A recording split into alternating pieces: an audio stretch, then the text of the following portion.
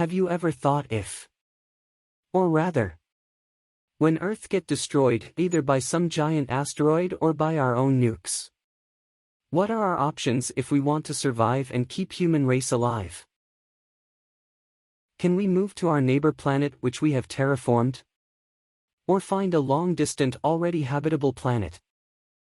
Or should we think of creating our own ring world? The Earth may not be our home forever.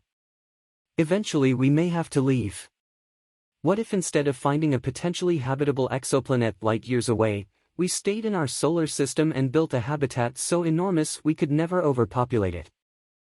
Imagine you lived on a ring, with a radius of 250 million kilometers.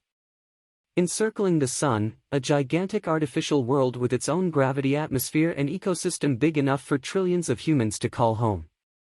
You'd live on an enormous land mass on the inner side of the ring. The outer shell would protect you and all those trillions of people from the hazards of outer space. This sounds great, isn't it? The problem is, creating such an enormous structure in space wouldn't be easy.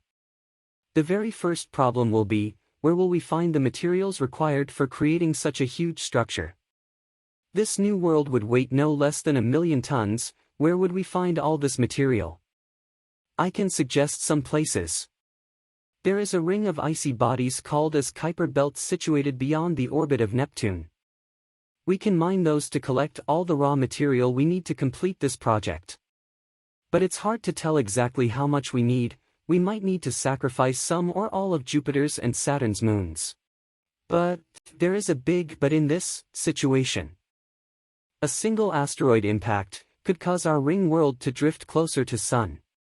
If even one part of the ring broke from it due to impact, whole ring could be unstable and shatter into pieces. And about solar storms, we won't have Earth's magnetic field there to save us from it.